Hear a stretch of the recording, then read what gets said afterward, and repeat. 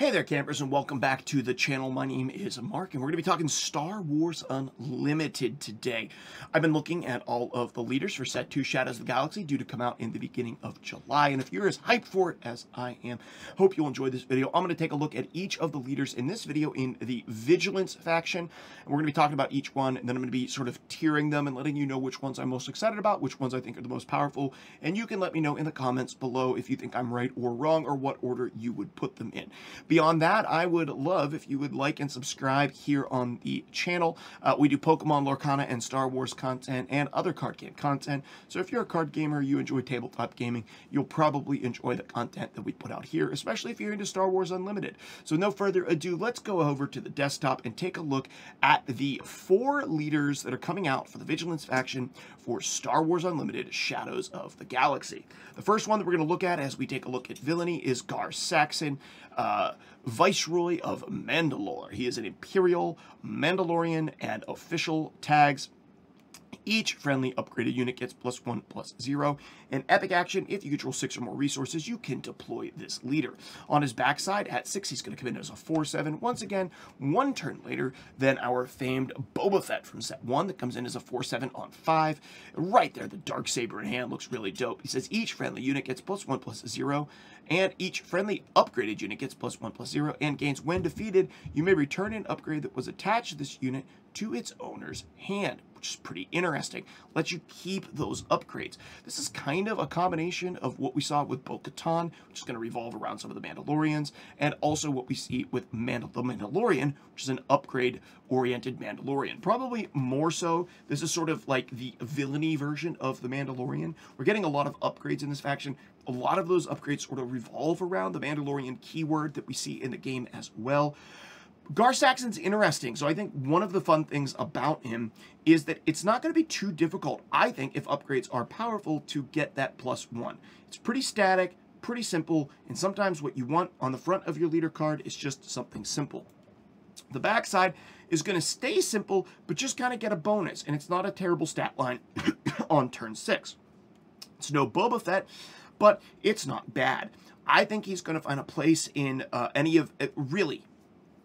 villainy deck that you want to run upgrades in. You want to run an upgrade-heavy sort of deck. Now, what's interesting is this kind of want to spread the upgrades out over multiple units instead of doing sort of what I think the Mandalorian deck wants to do in Heroism, which is create that Ultron fantasy of just like a ton of upgrades on one unit that you can't remove.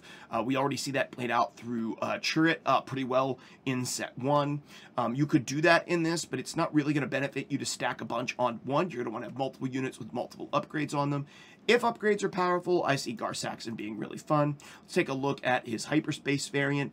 Yeah, it's good. It just looks a little bit better. I think the light colored backgrounds really do help hyperspace cards. Oh, a really interesting looking helmetless Gar Saxon with the Darksaber and his pistol. Looks like he's just executing somebody here. He is on his jetpack, though, as he's firing down.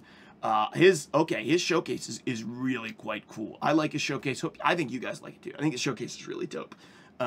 Like him a lot. Okay, that was Gar Saxon. Our next one is Kura.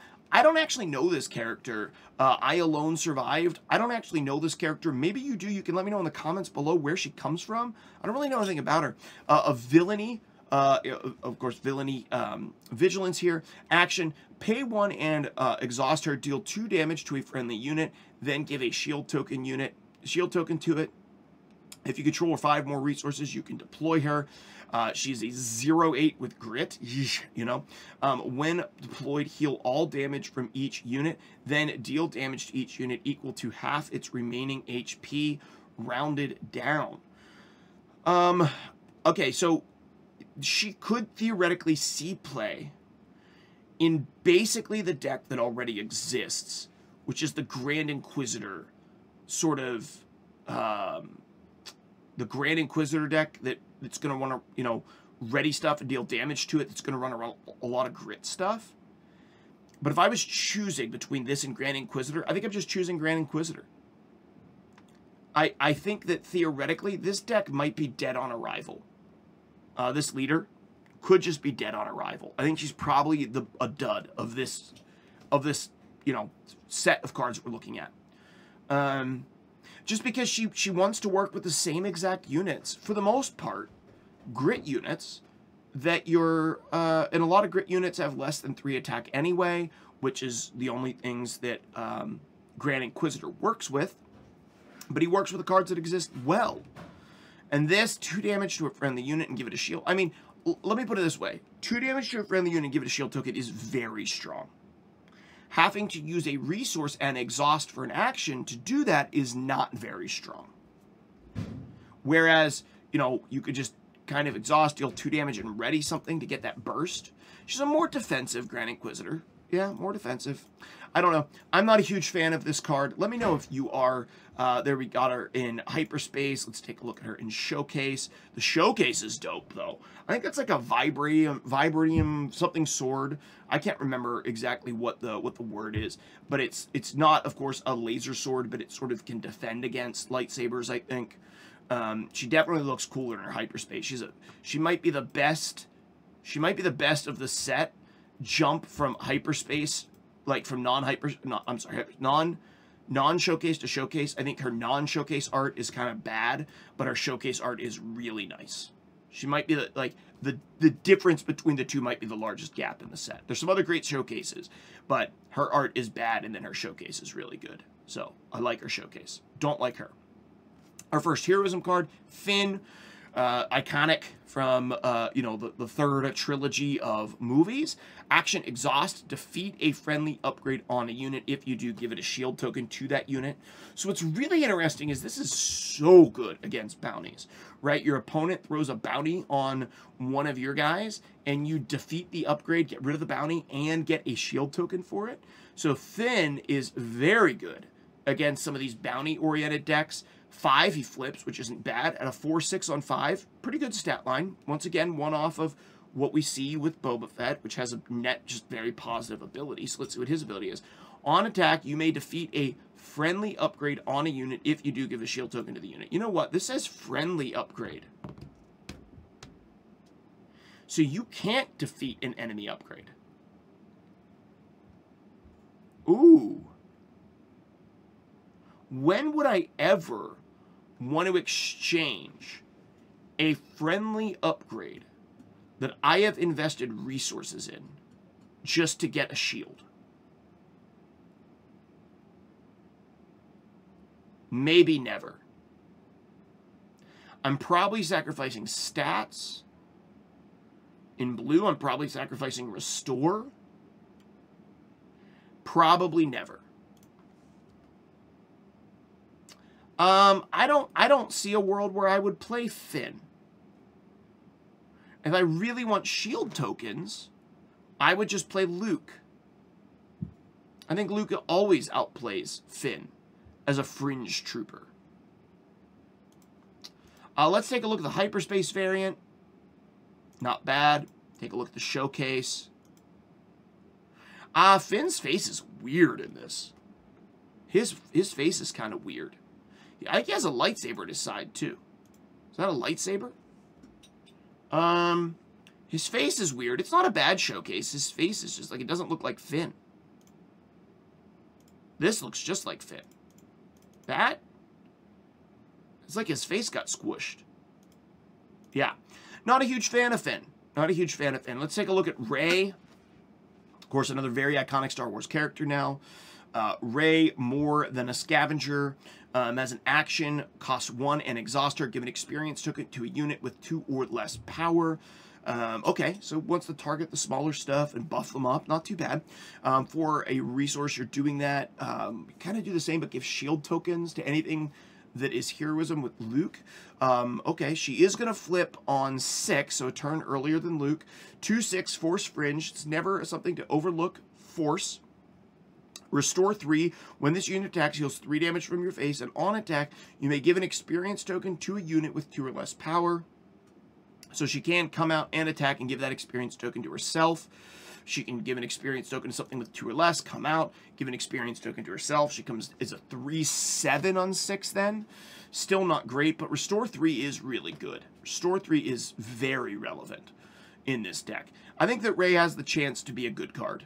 I think that Rey has the chance. I'm not super impressed. Probably out of all of the factions, Vigilance is the one I'm least obsessed with for this faction. I do like Rey as a character, and so I am excited to play her. Once again, I think in many cases you just would rather play Luke and wait an extra turn to get him out. You have a little less restore, but throughout the game you're able to get those shield tokens out a lot more reliably than these experience tokens. You have to play a very specific grouping of cards with low attack. Her hyperspace looks fantastic, though. Like, hyperspace looks very... Like, look at this. The hyperspace of this looks great. Let's take a look at her. She's in the same exact scenario. So I kind of wish she was in a different... You know, she's just in the woods still. Kind of wish she was in a different scenario than her normal card. But I think it does look good. I think it looks great. I think the showcase winner for me in this set is probably Kylo Ren. I think Kylo Ren showcase is probably the best in my opinion. But she's not bad. Let me take a look. So going back, Gar Saxon, Kura, Finn, and Rey. If I had to rate these in an order of the ones that I like the most, it's probably going to be, it's hard to say. I don't love any of these, just to be totally honest. We don't love any of them. I think I'm going to have to go with Rey, Gar, Finn, and then, well, you know, Finn might be my least favorite. It might be Kura and then Finn. I think it's going to be, yeah, Gar, it's one of the easiest ones to get use out of. Rey, Kura, and then Finn. I could swap any one of those around. I think the Gar and Rey are clearly above Kura and Finn, but I could flip-flop the top two and the bottom two probably. I don't really love any of them, though. None of the Vigilance leaders, to me, I'm too jazzed about. That's going to about do it, though, guys. I have now talked about all these Vigilance. Let me know what you think. Do you think I have the order wrong? Am I totally missing something with one of these leaders? Which one are you the most excited to grab and start cooking with? Let me know in the comments below. Also, while you're here, like and subscribe. Helps other people find us. And there's, in the description of this video, is a link to our Discord. Come on over and join us in Discord. We just did a rebuild over there. We'd love to see you come over and join us in Discord. We have a Star Wars Unlimited channel and a new onboarding system, so you can just jump in, let us know you like Star Wars Unlimited. It'll open up that channel to you, and you can start commenting there and let us know what you're cooking with as you're getting ready for this set to release. I'm really excited for Shadows of the Galaxy. Can't wait for set 2 of Star Wars Unlimited. Love set 1 so much. Really pumped for set 2, even if I'm not super pumped for most of the Vigilance cards in it. That's going to about wrap up this video, guys. Thank you so much for tuning in and watching, and I guess I'll see you in the next video.